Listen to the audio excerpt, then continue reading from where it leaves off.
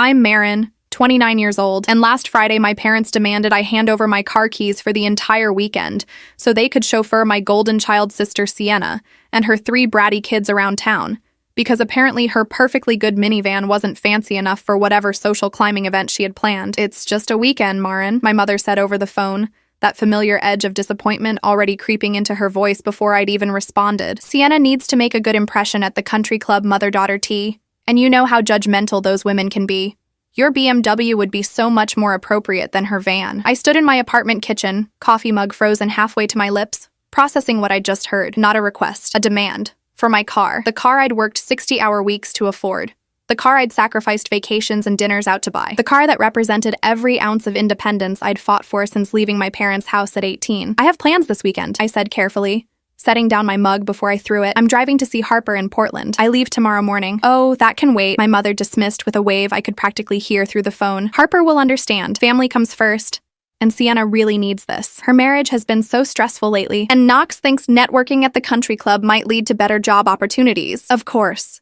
Sienna's needs, Sienna's marriage, Sienna's precious, perfect life that somehow always required everyone else to sacrifice their own plans. "Mom, I haven't seen Harper in 6 months. The trip is already planned, and Marin Elizabeth, don't be selfish." My father's voice cut through the background, sharp and final. He'd taken the phone. "Your sister has 3 children to think about. You only have yourself. We raised you better than this." The familiar guilt tried to sink its hooks into me. That old childhood programming that said questioning my parents meant I was ungrateful, that putting myself first made me a bad daughter. But something else flickered beneath it this time. Something cold and calculating that had been building for 29 years of watching my parents bend over backward for Sienna while treating me like an afterthought. "I'll think about it," I heard myself say, my voice oddly calm. "Let me call you back in an hour." I hung up before they could argue, before the guilt could overwhelm the anger, before I could fall into the same pattern I'd followed my entire life. My hands were shaking as I set the phone down on the granite counter, not from fear or sadness, from pure, crystallized rage that I'd been too well trained to express. My apartment was silent except for the hum of the refrigerator and the distant sound of traffic from the street below. I'd moved here 3 years ago,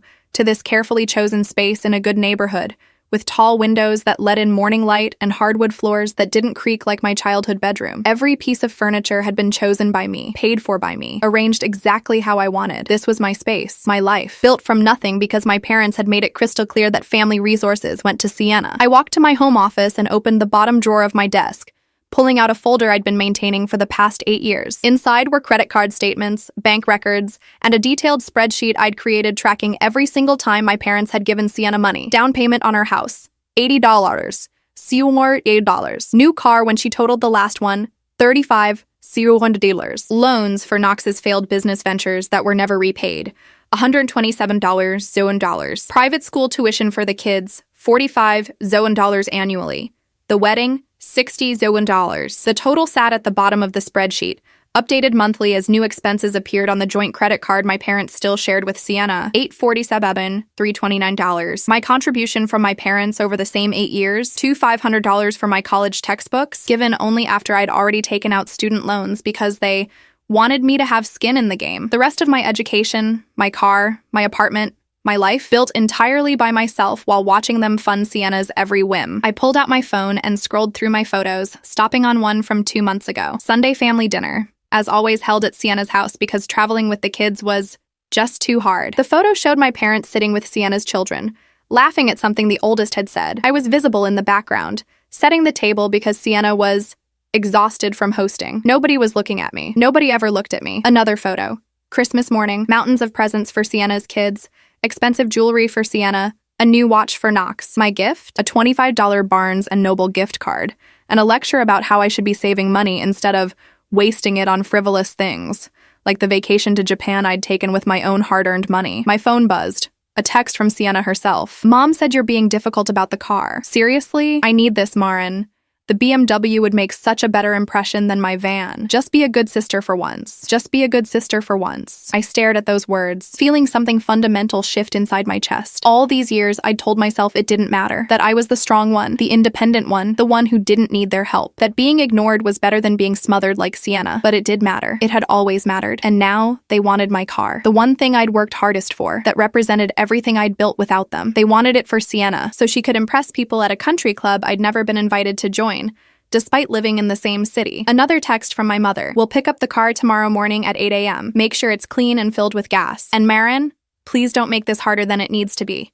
You know how sensitive Sienna gets. I looked at my calendar. Tomorrow was Saturday. Harper was expecting me by noon. We'd planned this trip for months, had tickets to a concert, reservations at restaurants. But more than that, Harper was my friend because she actually saw me, actually cared about what I thought and felt and needed. Unlike my family, my fingers hovered over the keyboard, ready to type an apology, a capitulation, another surrender in a lifetime of surrenders. Then I stopped. I thought about that spreadsheet, about $800,000 given to one daughter, while the other was told to be grateful for textbook money. I thought about Christmas gift cards and ignored birthdays, and every single time I'd been told to be understanding, be flexible, be the bigger person. I thought about my car keys sitting in the bowl by my front door. Then I started making phone calls, not to my parents, not to apologize or explain or beg them to understand. Those days were over. I called my lawyer first, then my bank, then a few other people whose numbers I'd been saving for years, waiting for the right moment. By the time I was done, it was past midnight. And I had a plan, not just for this weekend, but for everything. A plan that would finally show my family exactly how much their golden child was worth, and what it cost to treat one daughter like a servant while worshiping the other like a queen. I set my alarm for 6 a.m., earlier than my parents expected to arrive. There were things I needed to do before they got here, preparations that would set everything in motion. As I lay in bed, staring at the ceiling, I felt no guilt, no second thoughts, only a cold, focused determination that had been building for 29 years. They wanted my car. They were about to learn that taking from me came with a price. And unlike Sienna's debts to them, this one would be paid in full. I woke at 5:47 a.m., 13 minutes before my alarm, my mind already running through the checklist. The first call went to Autumn, my contact at the county records office, who owed me a favor from when I'd helped her sister with a legal matter last year. She answered on the second ring. I need copies of all property liens and financial judgments against Knox Brennan and Sienna Moore Brennan, I said, skipping pleasantries. Everything filed in the last 3 years. Can you have them ready by 9? Autumn's silence lasted exactly 3 seconds. Marin, it's not even 6 in the morning. I know.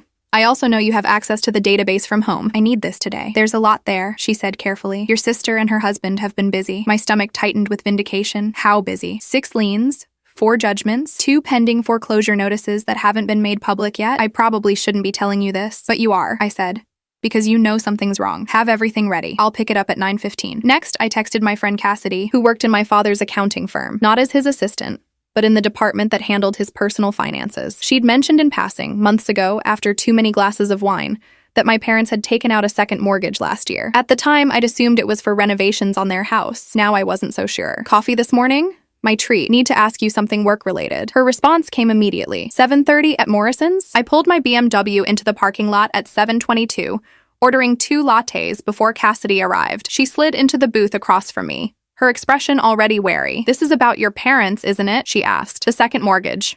How much? Cassidy glanced around the nearly empty cafe. Marin, I could lose my job. $250,000, I guessed, watching her face. No. More. 300,000? Her silence confirmed it. I felt something cold settle in my chest. Where did the money go?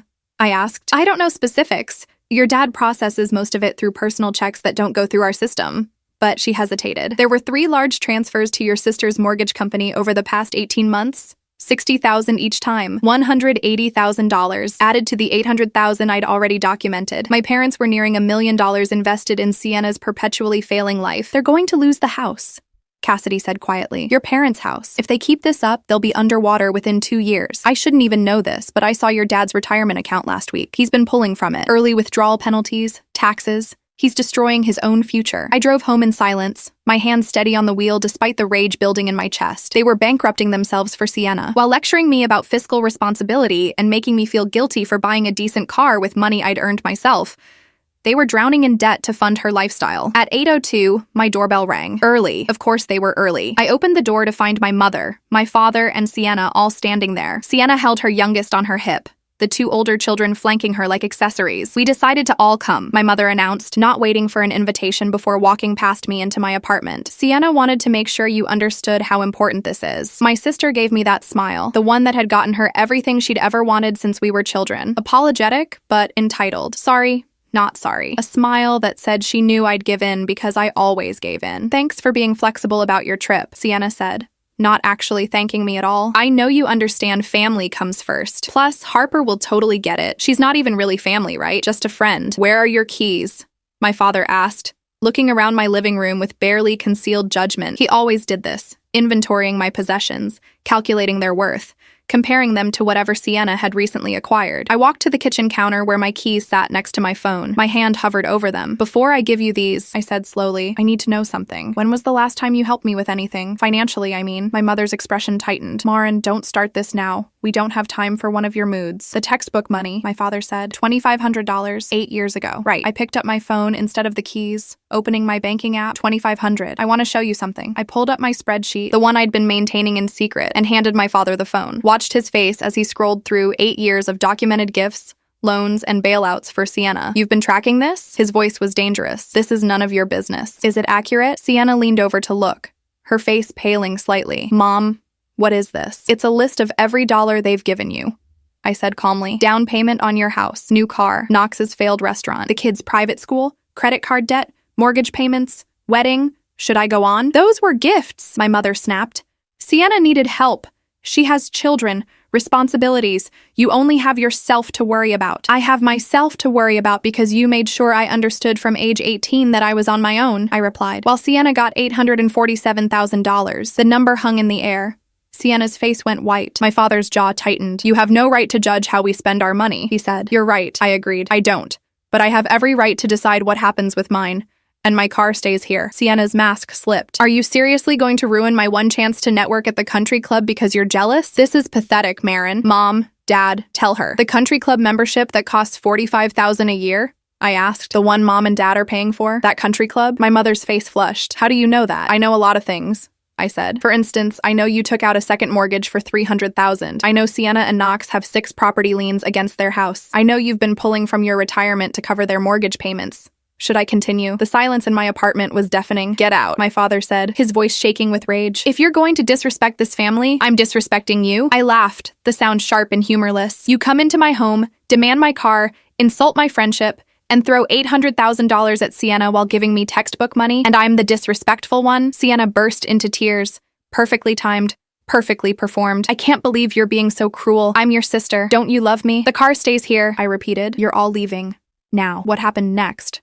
I didn't expect. My father stepped forward, his hand reaching for my keys on the counter. I moved to block him, and his other hand shot out, gripping my wrist hard enough to hurt. "We raised you," he hissed. "We fed you, clothed you, gave you a roof over your head. You owe us." "Let go of me," I said quietly. "Give us the keys. Let go." He released my wrist with a shove that sent me stumbling back against the counter. My mother grabbed the keys, triumphant and self-righteous. "We'll return it Sunday night," she said. "And Marin, you need to seriously reconsider your attitude. This selfishness is exactly why you're still alone at 29. They left. All of them. Sienna paused at the door, her tears already dry, her smile back in place. "Thanks, sis," she said sweetly. "I'll make sure to take good care of it." I stood in my apartment, my wrist throbbing, watching through my window as they loaded Sienna's kids into my BMW, watched my mother drive away in it, Sienna and the children following in the van they'd claimed wasn't good enough. Then I picked up my phone and made the calls I'd prepared the night before. First to my insurance company, reporting my car stolen. Then to the police. Then to Autumn to pick up those records. By the time I was done, I was smiling. They thought they'd won. They had no idea the war had just started. The police officer who arrived at 9:47 a.m. was young, professional, and clearly uncomfortable with what I was reporting. Officer Declan Reed checked his notepad twice,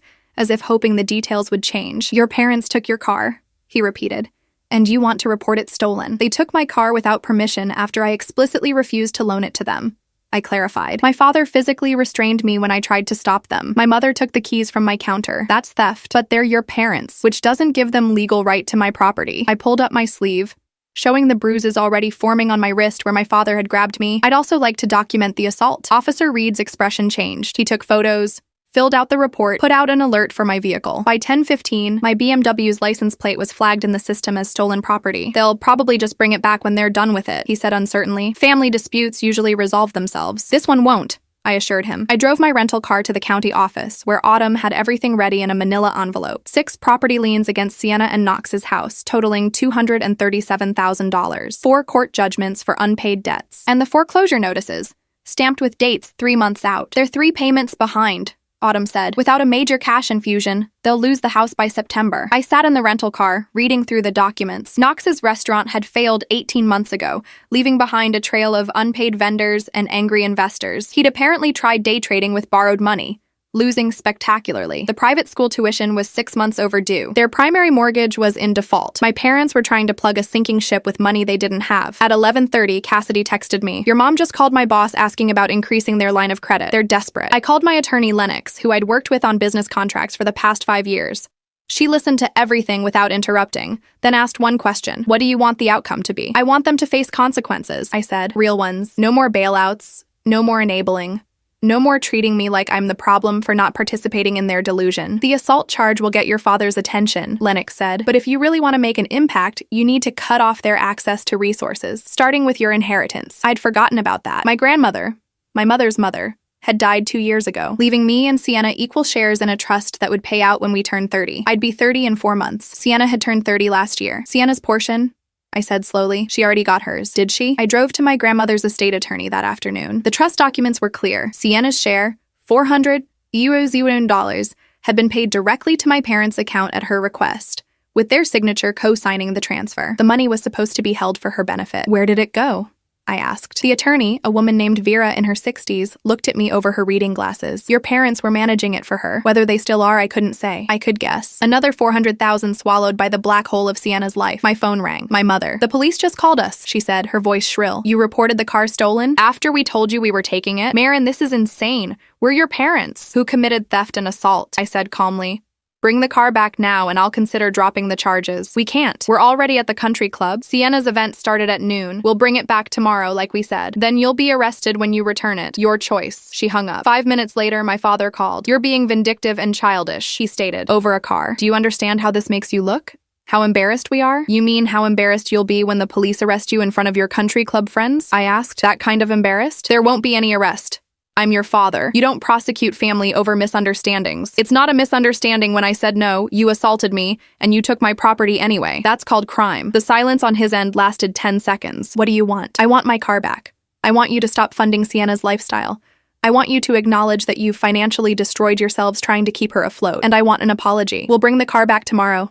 That's all you're getting." He hung up. I wasn't surprised. My parents had spent 29 years proving that admitting fault wasn't in their vocabulary. That evening, I received texts from relatives I barely spoke to. My Aunt Paige, my mother's sister. "What's this I hear about you having your parents arrested? Over a car loan?" A car loan. That's how they were spinning it. I responded with facts. "They took my car without permission after I said no. My father grabbed me and left bruises. I filed a police report. The rest is lies." My uncle Tiago, my father's brother. "Family helps family. You're making your parents look bad over nothing." I sent him the spreadsheet, all 800,000 documented dollars.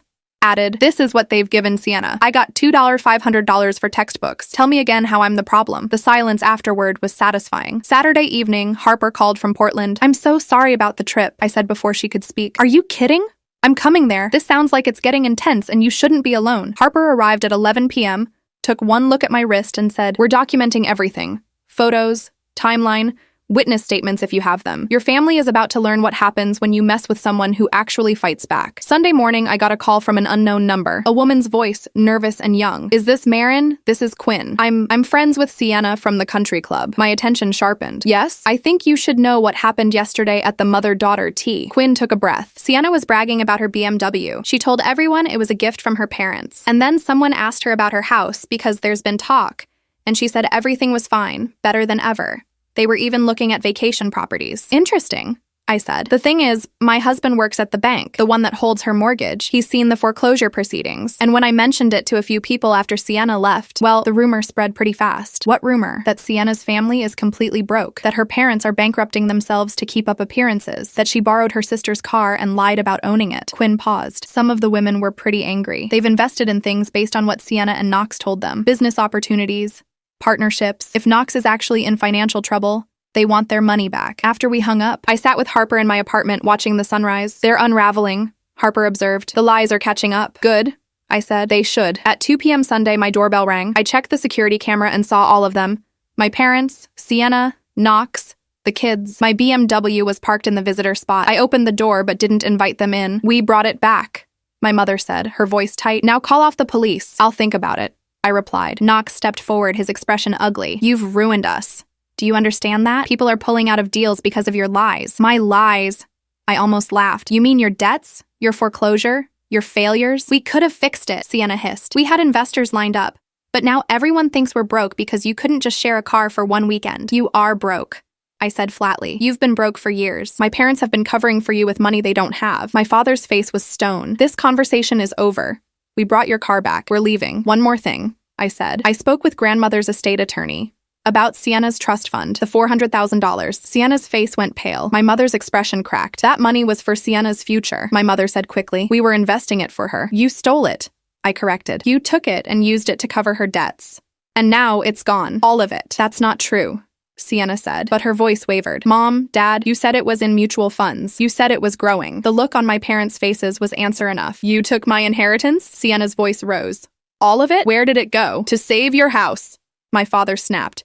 To keep you from losing everything. Show some gratitude. Gratitude? Sienna laughed, a sound edged with hysteria. You stole $400,000 and lost my house anyway? The family imploded right there on my doorstep. Sienna screaming at our parents, Knox yelling at everyone, the kids crying, my mother trying desperately to regain control of the narrative. I closed the door on all of it, locked it, and walked back to where Harper sat with a glass of wine. That went well, she observed dryly. My phone buzzed. A text from Lennox. The assault charges are filed. Your father will be served tomorrow. Also, I looked into your inheritance. Your portion is secure and will transfer to your account on your birthday. Recommend keeping that information private for now. I would. $400,000 that my parents couldn't touch, couldn't steal, couldn't divert to Sienna's endless crisis. The war wasn't over, but the first battle was mine. Monday morning arrived with a call from my mother at 6:47 a.m. I let it go to voicemail, then another, and another. By 8 a.m., she'd called 11 times. I was at my office when Officer Reed called. Your father has been served with the assault charges. He's pretty angry. Just wanted to give you a heads up that he might try to contact you. Thank you, I said. I'm prepared. What I wasn't prepared for was my father showing up at my workplace at 10:30 a.m., walking past reception despite being told I was in a meeting. My boss, Rowan, intercepted him in the hallway. Sir, you can't be here without an appointment. I'm her father, he said, as if that granted him universal access. Marin, we need to talk. Now. I stood in the doorway of the conference room, aware of my colleagues watching. You need to leave.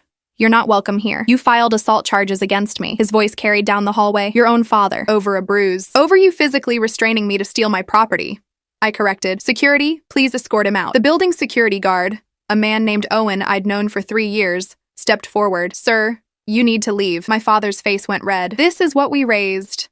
An ungrateful, vindictive, sir. Owen's voice was firm. Now, after he left, Rowan pulled me aside. Do you need to file a restraining order? Because that display was concerning. I'm considering it, I admitted. That afternoon, the country club's administrative director called me, a woman named Ivy with a crisp, professional voice. Ms. Moore, I'm calling regarding your family's membership. I almost corrected her that I wasn't a member, that my parents paid for Sienna's membership, but decided to listen instead. There have been some concerning financial irregularities, Ivy continued. Your sister submitted several charges to your parents' account that were declined. When we reached out to your parents about updating their payment information, your father became quite hostile. I see, I said carefully. There's also been significant discussion among our members about your family's financial situation. While we don't typically involve ourselves in personal matters, we have several members who invested in business ventures with your brother-in-law based on representations that appear to have been inaccurate. That sounds like a legal matter? It does, Ivy agreed. I wanted to inform you that we'll be suspending your family's membership pending investigation into these concerns. If you have any information that might be relevant to our inquiry,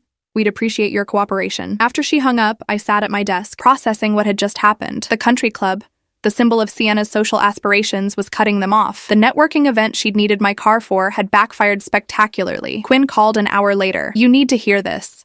Knox just showed up at the club trying to do damage control. He's telling everyone you've been sabotaging them out of jealousy, that you're mentally unstable, that you've made up lies about their finances. Interesting strategy, I observed, considering the foreclosure notices are public record. That's what Camille said. She works in real estate. She pulled the records right there on her phone and showed everyone. Quinn's voice dropped. Marin, it was brutal.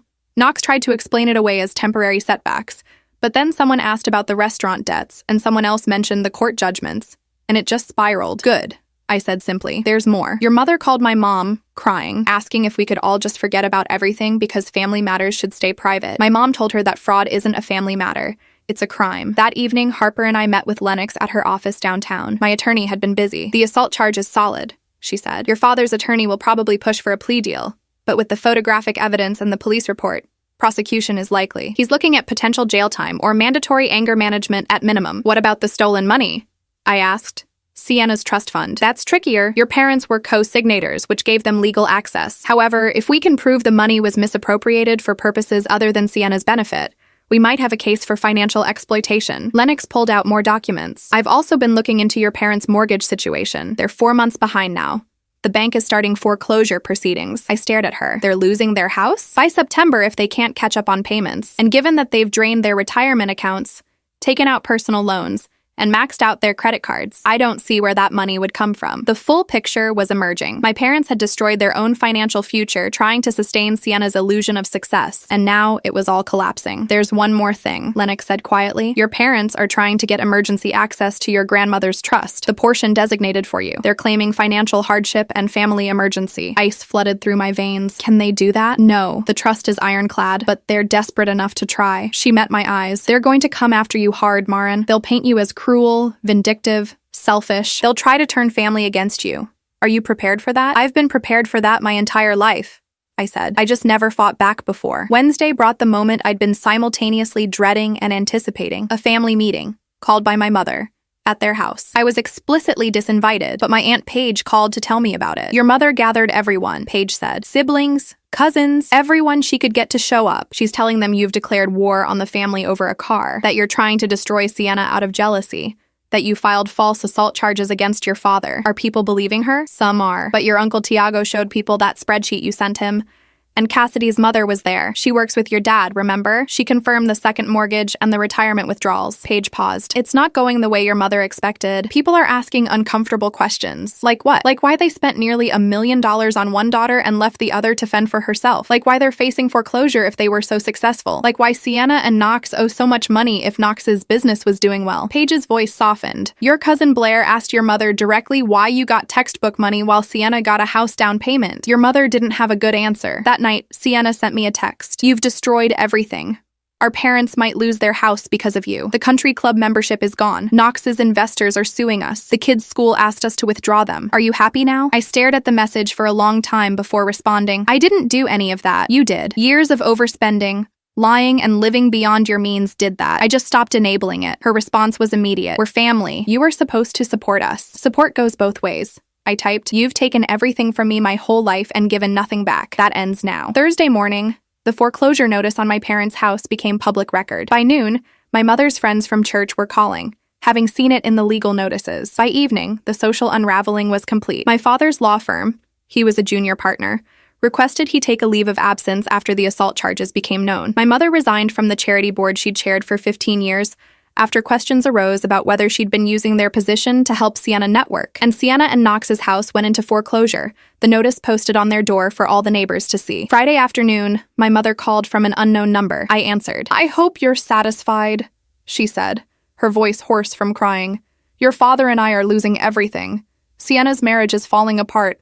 The grandchildren are suffering. All because you couldn't share a car for one weekend. No, I said clearly. All because you spent 29 years treating me like I didn't matter while bankrupting yourselves for Sienna. All because you raised her to believe she was entitled to everything and taught me I was entitled to nothing. All because when I finally said no, you chose to assault me and steal from me instead of respecting my boundary. We're your parents. We gave you life. And I gave you chance after chance to treat me with basic respect. You threw them all away. I took a breath. Don't call me again unless it's to apologize. Really apologize. Not the non-apology version where you explain why you were justified. Until then, we're done. I hung up and blocked the number. That evening, Harper raised her wine glass in my apartment. To standing up for yourself. Finally, to standing up for myself. I echoed. Even when it costs everything. It's only costing you dead weight. Harper corrected. Everything worth keeping, you built yourself. She was right. My job, my home, my friends, my savings, none of it came from my family. None of it required their approval or support. I'd been free all along. I just hadn't realized it until now. The question was, what came next? My birthday arrived in early December with an email notification that made my coffee taste sweeter. Trust distribution complete. $400, $400 deposited to account ending in 7392. I sat in my apartment, looking at the balance on my phone screen. $400,000 that my parents couldn't touch. Couldn't guilt me into sharing. Couldn't divert to Sienna's latest crisis. It was mine, protected by my grandmother's foresight and ironclad legal documents. Harper insisted on taking me to dinner at the city's most expensive steakhouse. You're celebrating properly, she declared. No more apologizing for having nice things while your family destroys themselves. Over perfectly cooked ribeyes and wine that cost more than I used to spend on groceries in a month, Harper asked the question I'd been avoiding. What are you going to do with it? The money, I mean. Invest most of it, I said. Maybe use some for the down payment on a house, something that's really mine. No part of you wants to help them? Harper asked carefully. Your parents are about to lose their house. They made their choices, I said. Every single one. They could have stopped funding Sienna's lifestyle years ago. They could have set boundaries. They could have treated both their daughters with equal consideration. They chose not to. I set down my wine glass. I'm not responsible for fixing the consequences of their decisions. The next morning, my mother appeared at my office. Security called before allowing her up. She says it's an emergency, Owen told me. Should I send her away? I considered it, then decided to face this head-on. Conference room B. I'll be there in 5 minutes. My mother looked 10 years older than the last time I'd seen her. Dark circles shadowed her eyes. Her hair needed cutting, and her clothes, always impeccably maintained, showed wrinkles. The trust money came through, she said without preamble. 400,000. Yes, I confirmed. We need it, Marin. Your father and I are 62 years old. We're facing foreclosure. Our retirement is gone. If we lose the house, we'll have nothing. You had nearly $1 million, I replied. You chose to give it all to Sienna. She's our daughter. She needed help. I'm your daughter too. I needed help too. I just stopped asking after it became clear the answer was always no. My mother's hands trembled on the table. So you're going to let us become homeless? Your own parents? You're not going to be homeless. You'll downsize, get an apartment, rebuild. The same thing you expected me to do at 18 with no support whatsoever. I leaned forward. The difference is, I built a life. You can too. After everything we did for you, what did you do for me? The question came out sharper than intended. You gave birth to me. You provided the legal minimum. But love, support, investment in my future, you gave that all to Sienna while teaching me I should be grateful for scraps. That's not fair. Life isn't fair, Mom. You taught me that. You taught me that some daughters get everything while others get nothing. And the daughter with nothing should smile and be grateful anyway. I stood. I'm not giving you the money, not a dollar. It's mine, legally and morally. You need to leave. Your sister's marriage is falling apart. My mother tried. A last desperate card. Knox is drinking again. The children are in therapy. Sienna had a breakdown last week. Then Sienna needs to get help, I said. Professional help from therapists and financial counselors. Not more money thrown at problems that money can't fix. You've become so cold. No, I've become healthy. There's a difference. After she left, I sat in the conference room shaking, not from guilt, but from the enormity of what I'd just done. I'd drawn a line in the sand and refused to cross it, even when my mother stood on the other side begging. That afternoon, Lennox called. The assault case against your father is going to trial. He rejected the plea deal. His attorney thinks they can paint you as vindictive and get the charges dismissed. Can they? Not with the evidence we have, but it's going to get ugly. They're going to attack your character, your motives, everything. Let them, I said. The truth is on my side. The trial took place in February, 3 months after that first Saturday when everything began. I sat in the courtroom, watching my father's attorney try to convince a jury that I'd fabricated assault charges out of spite. Ms. Moore wanted to punish her family for perceived slights, the attorney argued. She's been keeping score for years, documenting every dollar her parents gave to her sister, building resentment, waiting for an opportunity for revenge. When her parents needed to borrow her car for a family event, she saw her chance. Then came my testimony. I showed the jury the photographs of my bruises, the police report, the documented history of financial inequality, the text messages from that weekend showing my refusal and my parents' demands. My father grabbed me, I testified. When I tried to prevent him from taking my keys, he physically restrained me hard enough to leave marks. My mother took the keys while he held me. That's not a misunderstanding. That's assault and theft. The jury deliberated for 4 hours. When they returned, the verdict was guilty on 1 count of assault. My father's face remained impassive as the judge sentenced him to probation, mandatory anger management, and a restraining order requiring him to stay 100 feet away from me unless I consented to contact. Sienna sobbed in the gallery. My mother sat stone-faced. I felt nothing but relief. Outside the courthouse, reporters were waiting. A sympathetic journalist named Juniper had picked up the story, framing it as one daughter's fight against family financial exploitation. How do you feel about the verdict? She asked. Microphone extended. Vindicated, I said, and free. That night, the story ran with the headline, Daughter Stands Up to Family After Years of Favoritism and Financial Abuse. The article detailed everything. The spreadsheet showing $847 given to one daughter versus $500 to the other. The assault, the stolen car, my parents' impending foreclosure. It quoted financial experts about the dangers of enabling adult children and family therapists about golden child scapegoat dynamics. By morning, it had gone viral. My phone exploded with messages from people sharing similar stories, thanking me for speaking up, calling me brave, but also messages from family friends calling me ungrateful, from distant relatives saying I'd destroyed my parents, from Sienna's friends saying I'd ruined her life. I blocked them all and went to work. A week later, my parents' foreclosure was finalized. They moved into a small 2-bedroom apartment across town. Sienna and Knox filed for bankruptcy and moved in with Knox's parents in another state, taking the kids out of private school and into public education. The country club membership was officially terminated. The investors Knox had defrauded filed lawsuits. The damage was comprehensive and permanent. Through it all, I received no apology, no acknowledgement of wrongdoing, just angry messages about how I'd destroyed the family, ruined lives, chosen money over love, but I'd chosen myself. For the first time in 29 years, I'd chosen myself. In March, I closed on a 3-bedroom house with a backyard and a garden, paid in cash, no mortgage, no debt, completely mine. Harper helped me move in, along with friends from work, people who'd supported me through the trial. We filled the rooms with furniture I'd chosen, painted walls in colors I loved, created a space that felt like home in a way my childhood house never had. No regrets? Harper asked, as we sat on my new back porch watching the sunset. None, I said honestly. They had every opportunity to treat me with basic respect. They chose not to. Those are consequences, not punishments. My phone buzzed. A text from an unknown number. This is Sienna.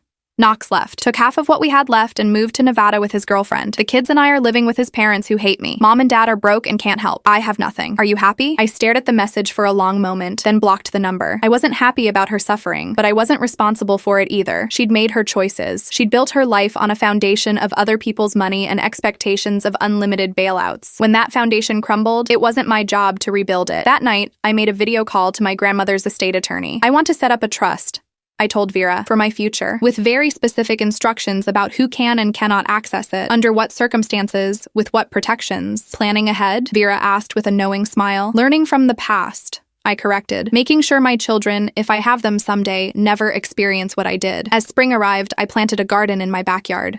Tomatoes, herbs, flowers, things that needed tending and time and care to grow. My father's probation would last 2 years, the restraining order.